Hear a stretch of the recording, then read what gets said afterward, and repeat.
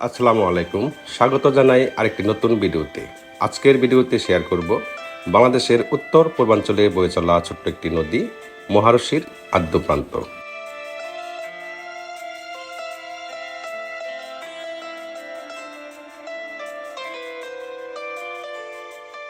মহারশি নদীটি হল শেরপুর জেলার পাহাড়ি ও আন্তঃসীমান্ত নদী। এটি ঝিনাইগাতী উপজেলার উপর দিয়ে প্রবাহিত হয়ে সর্প এলাকার রূপ নিয়েছে, যার দৈর্ঘ্য 17 কিলোমিটার এবং গড় প্রস্থ প্রায় 57 মিটার। নদীটি পাহাড়ি ঢল এবং বৃষ্টির পানি নিষ্কাশনের প্রাকৃতিক পথ হিসেবে কাজ করে।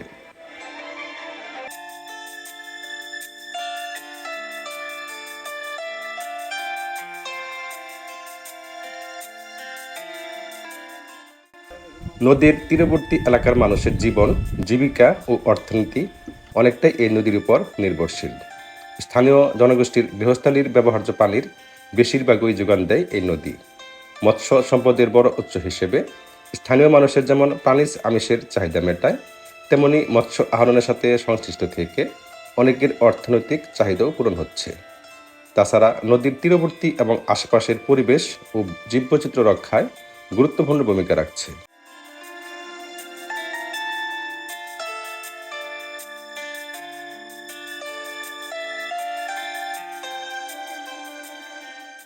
সম্প্রতি এই নদীর উপর নলকরা নামক এলাকায় জাইকার অর্থায়নে এবং এলজিইডি এর তত্ত্বাবধানে নির্মিত হয়েছে একটি রাবার ড্যাম প্রকল্প, যার ফলে প্রায় 5 থেকে 6 হাজার কৃষক পরিবারের জন্য সেচ সুবিধা নিশ্চিত হয়েছে। এই রাবার ড্যামের ফলে শুকনো মৌসুমে বিস্তীর্ণ এলাকা জুড়ে যেসব জমি পূর্বে পতিত থাকত, তার সবগুলোতে এখন বোরো ধানের চাষাবাদ হচ্ছে।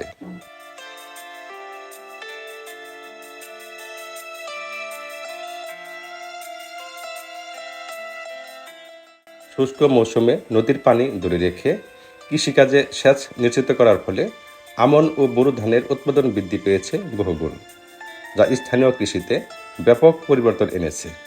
সেই সাথে রাবার ড্যাম প্রকল্পের সাথে এবং কৃষির সাথে আরও জনবল সম্পৃক্ত হতে পেরে কর্মসংস্থানেরও সৃষ্টি হয়েছে।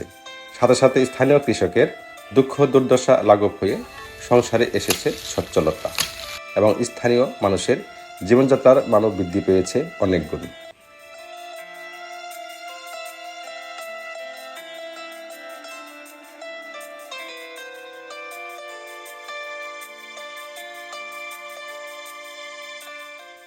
কিন্তু সাধারণ মানুষের অবহেলা ও পরিবেশগত অজ্ঞতার কারণে নদীটি হারিয়েছে তার নিজস্ব স্বকীয়তা।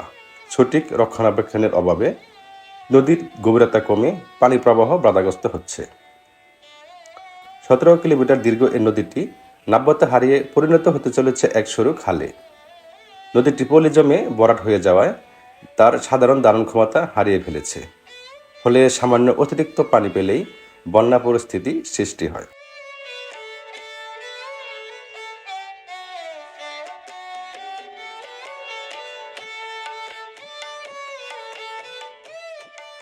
কিন্তু প্রকৃতি চলে তার আপন নিয়মে।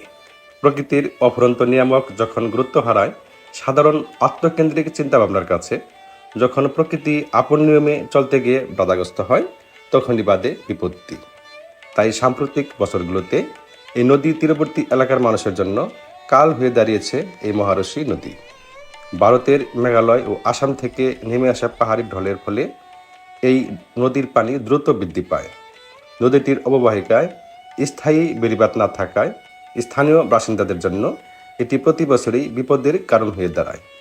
নদীর তীরবর্তী কাঁচা বাঁধ ভেঙে ঝিনাইগাতী উপজেলা সদর রামেরকোড়া, খৈলকুড়া, চতল ও বনগাঁও সহ 15 থেকে 20টি গ্রাম প্রায়শই পানিতে প্লাবিত হয়।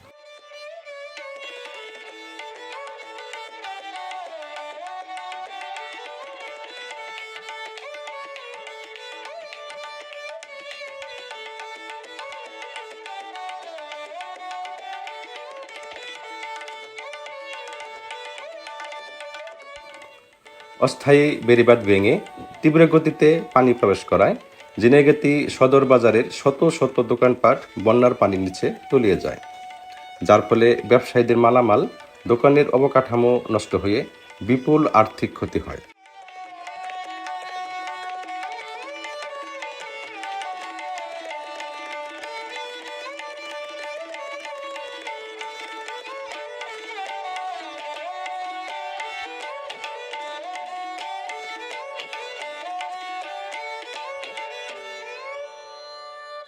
রামেরকুড়া এলাকাসহ ঝিনাইগাতি উপজেলা সদর বাজারের আশেপাশে গ্রামের অনেক ঘরবাড়ি বিধ্বস্ত বা পানির নিচে তলিয়ে যায় মৎস্য খামার, পুকুর, সবজি ক্ষেত।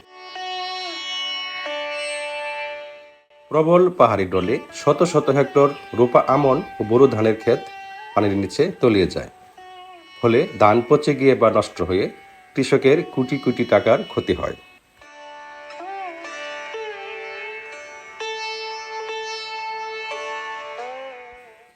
বহু আশা, আকাঙ্ক্ষা ও স্বপ্ন দিয়ে গড়া ঘরবাড়ি এবং কষ্টার্জিত সোনার ফসল আগ্রাসী বন্যার হাত থেকে রক্ষা করতে গিয়ে প্রবল স্রোতের টানে ভেসে গিয়ে মৃত্যুর মতো মর্মান্তিক ঘটনাও ঘটেছে অনেকবার।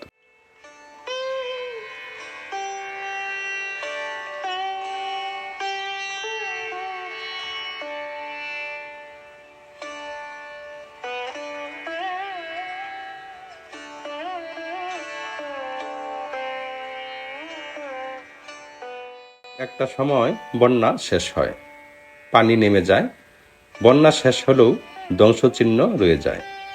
হৃদয় বয়ে বেড়ায় স্বজন হারানোর যন্ত্রণা, ভেসে যায় বহু স্বপ্নে ভরা ঘরবাড়ি, গ্রামীণ সড়ক এবং বিভিন্ন স্থাপনা ব্যাপকভাবে ক্ষতিগ্রস্ত হয়।